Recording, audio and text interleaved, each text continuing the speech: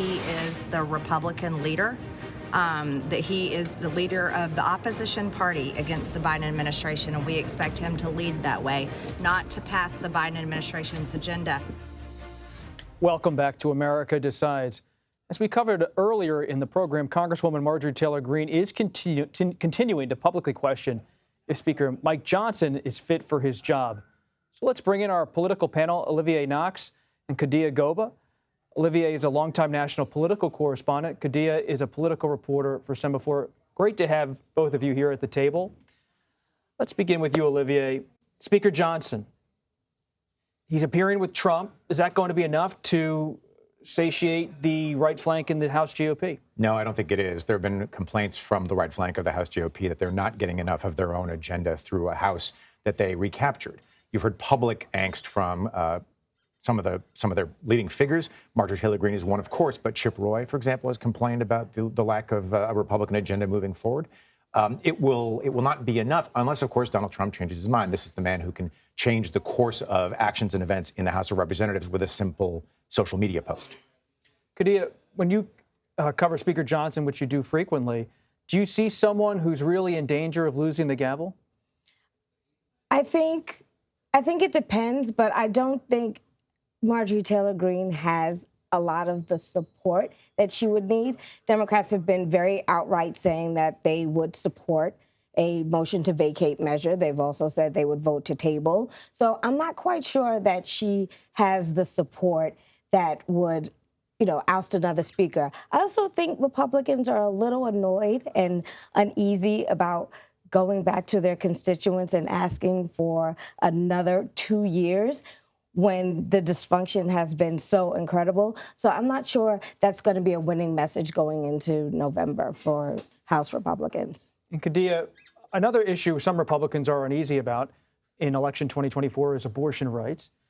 What is that issue doing in terms of shaping how Republicans are talking about the issue, how former President Trump is talking about the issue? What are you watching on that front? Well, definitely the Senate race in Arizona. We saw Carrie Lake do an incredible flip-flop the other day, saying that she opposes this measure that the Arizona House just passed, but at the same time had lauded the measure about 2 years ago. So I think the abortion issue is going to be front and center.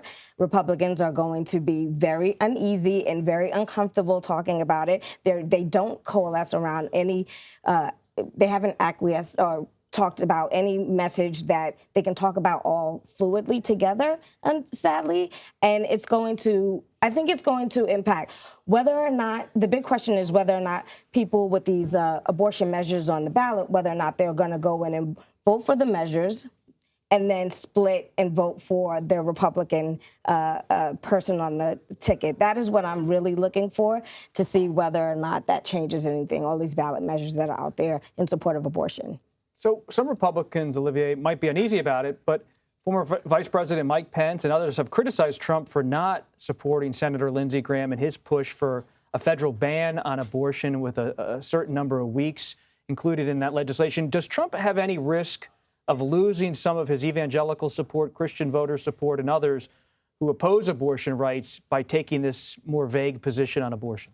I think it's a great question. I mean, obviously, one of the smartest things that the Trump campaign in 2016 did was put his name behind a list of conservative judges that he would consider naming to federal judgeships, including the Supreme Court. That was very helpful in locking down evangelical support.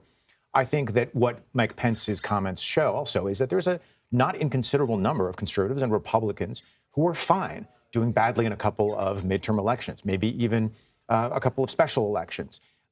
As long as they can keep this significant once-in-a-generation victory. I mean, this has been a campaign issue and a principle for these folks since Roe versus Wade was decided by the Supreme Court in the early 70s. Whether he would lose his evangelical support, they've gone through an awful lot and still support him. I don't know that this is going to be the straw that breaks the camel's back. As we look ahead to next week, Trump's trial in New York is set to begin with jury selection. Most Republican voters I meet on the campaign trail seem to be tuning out most of Trump's legal challenges, but he could still be facing 6 to 7 to 8, 9 weeks in court in New York. What does that mean for the Trump campaign? Well, I think it makes it difficult for a person going to trial to be on the campaign rallying like Trump usually does. I think this changes the dynamic of what we'll see. It won't be the same thing we saw in 2020. I think they'll be very isolated. I think they'll have to be more targeted. I think they'll have to put a lot of their focus on Black and Latino voters, which they've been trying to ramp up for a while. I think it does considerably change the campaign in a big way. And very quickly, Annie, how do you see it? That's the main effect, I think. And I don't think they've been tuning out his legal problems because they seem to be very responsive to fundraising requests. When he puts out, I'm under attack, there's a partisan prosecutor coming after me, please give $25. So they are responding to that. So what they are doing, though, is they're saying it's not going to dent their support for the former president.